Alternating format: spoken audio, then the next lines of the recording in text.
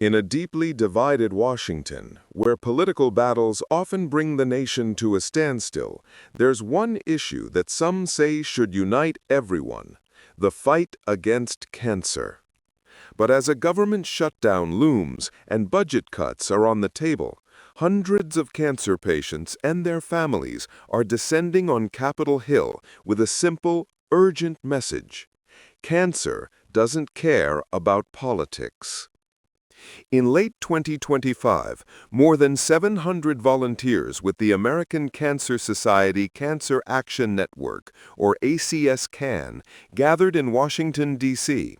They came from nearly every congressional district, representing a cross-section of America. Among them are staunch Trump supporters and lifelong Democrats, all sharing a common, unwelcome bond. Take Mary Catherine Johnson, a breast cancer survivor and a three-time Trump voter from upstate New York. Her family has been devastated by the disease, with her mother losing all 10 of her siblings to cancer. She finds herself frightened by the political division gripping the country. Then there's Lexi Mealing, a breast cancer survivor and a Democrat from Long Island, who says the stress of the current political climate makes it even hard to watch the news. And John Manna, a self-described Reagan Republican whose father died of lung cancer, emphasizes that personal connection must rise above political disagreement.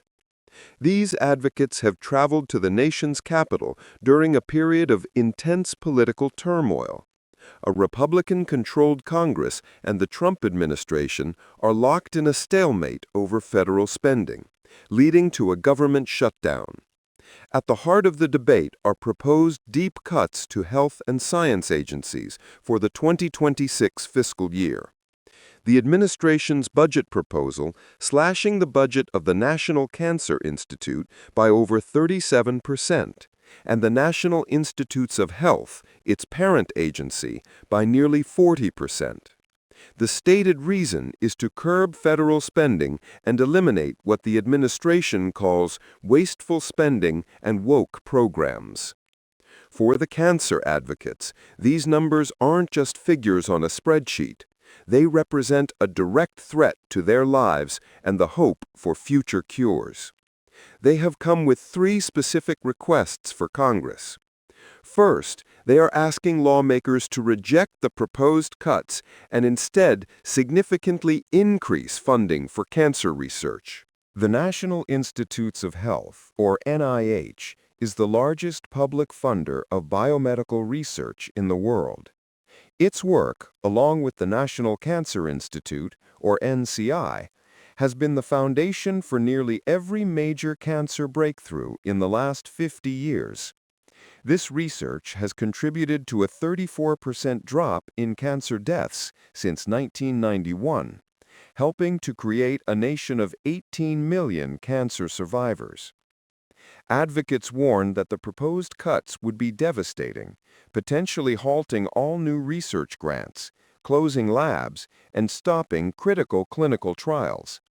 They are asking for $51.3 billion for the NIH and nearly $8 billion for the NCI. Second, the advocates are pushing to save critical financial support for health insurance. Enhanced premium tax credits, which act like discounts to lower the cost of health insurance under the Affordable Care Act, are set to expire at the end of 2025. If Congress doesn't act, an estimated 4.8 million people could become uninsured in 2026. Millions more could see their insurance payments more than double.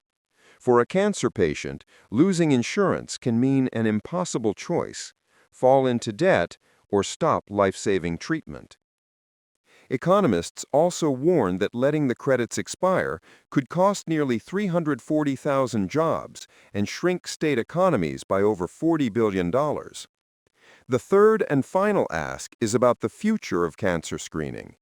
The advocates are lobbying for a bipartisan bill called the Nancy Gardner Sewell Medicare Multi-Cancer Early Detection Screening Coverage Act. This bill would help Medicare cover a new type of screening technology, known as MCED tests. These are revolutionary blood tests that can screen for signs of more than 50 types of cancer at once, many of which currently have no screening method. Detecting cancer early is one of the most important factors for survival. With over 1 million people on Medicare expected to be diagnosed with cancer in 2025, this bill would ensure seniors have access to these cutting-edge tests once they are approved by the Food and Drug Administration. The bill has already passed unanimously in the House Ways and Means Committee, showing it has strong bipartisan support. Despite the administration's proposals, there is a long history of both parties in Congress coming together to support medical research. Initial committee meetings have rejected the deep cuts to the National Institutes of Health and National Cancer Institute. But with the ongoing government shutdown and contentious budget negotiations, the future of that funding, along with the health insurance subsidies, remains uncertain. The message from the hundreds of patients, survivors, and families walking the halls of Congress is clear. They are living proof that cancer doesn't choose sides. Their fight is a reminder that behind the political battles and budget numbers are real people whose lives hang in the balance. Good morning. Residents of New Delhi woke up to a thick, toxic haze the day after Diwali. Although the Supreme Court permitted only green firecrackers, designed to emit about 30% less pollution, crackers of every kind lit up the sky late into the night. By dawn, the city's air had turned hazardous. First, a snapshot of the numbers. The Air Quality Index, or AQI, labels anything from 0 to 50 as good. Delhi's citywide average this morning was 451, firmly in the severe range and worse than last year's post-Diwali reading of 359. At this level, even healthy people can experience breathing discomfort. For children, the elderly, and anyone with heart or lung conditions, the risks are far greater. The chief culprit is PM 2.5, microscopic particles many times thinner than a human hair. These particles slip deep into the lungs and can enter the bloodstream, triggering asthma attacks, heart problems, and other serious illnesses. In some neighborhoods today, PM 2.5 concentrations were more than 59 times the World Health Organization's annual safety guideline. Many residents reported burning eyes, coughing fits, and shortness of breath within minutes of stepping outside. Why does this happen every year? Fireworks are only the spark. Overnight, their smoke mixed with Delhi's usual cocktail of vehicle exhaust, construction dust, and smoke from crop residue fires in neighboring states. Then nature added its own trap. Cool, still air created a temperature inversion, a warm layer aloft that acts like a lid and prevents polluted air near the ground from rising. With nowhere to go, the smog simply pooled over the city. Authorities have responded by activating Stage 2 of the Graded Response Action Plan, or GRAP. Construction at large sites is restricted. Diesel generators for non-essential services are banned, and municipal crews are out with mechanical sweepers and water tankers to tamp down road dust. These steps may slow the rise in pollution, but they cannot disperse the haze. Environmental groups warn that emergency measures are not enough. They continue to push for broader clean energy adoption in industry, tighter vehicle emission standards, and year-round enforcement against open burning, changes that address the root of Delhi's chronic air crisis rather than its annual peaks. Beyond today's choking smog lies another, quieter consequence.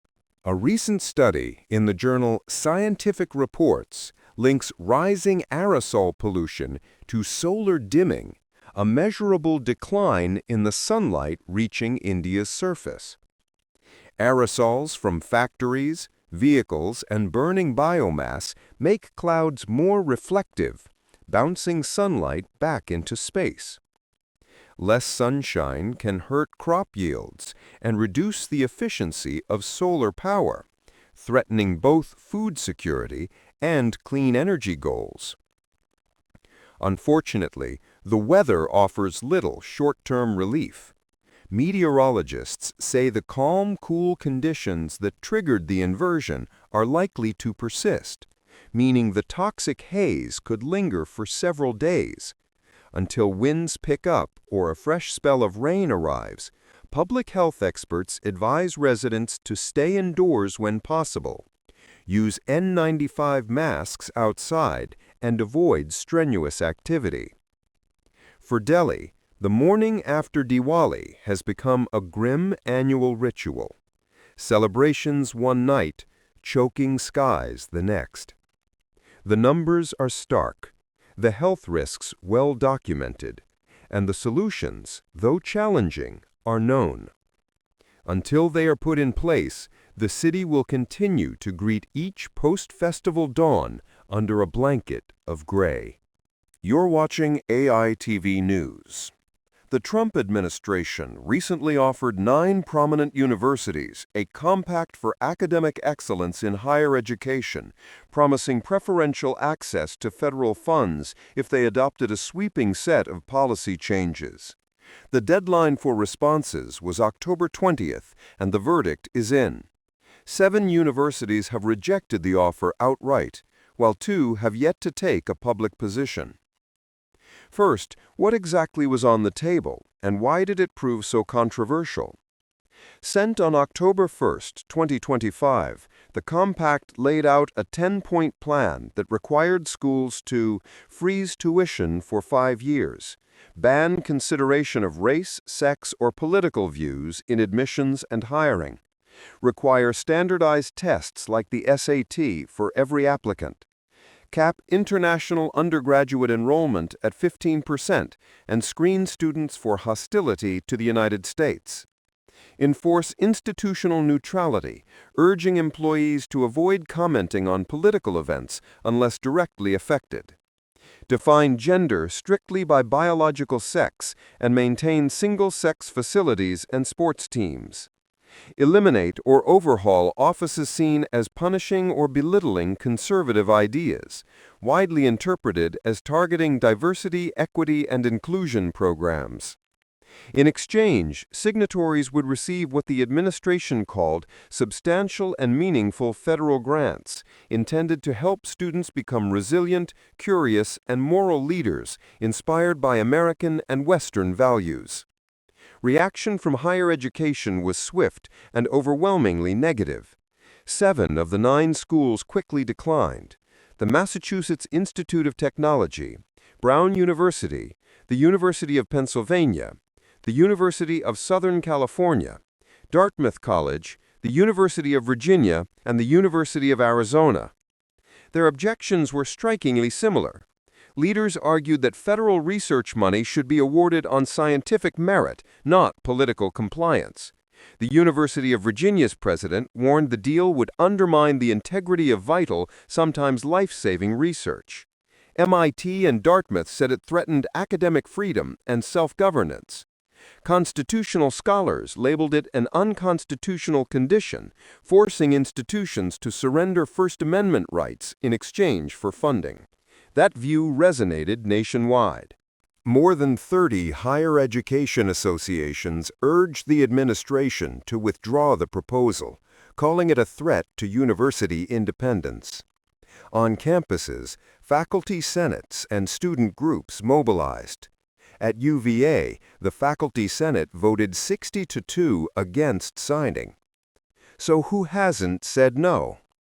2 institutions remain officially undecided: the University of Texas at Austin and Vanderbilt University. The chair of the UT System's Board of Regents initially said the system was honored to be considered and would study the compact. But mounting faculty and alumni pressure has kept the university silent since.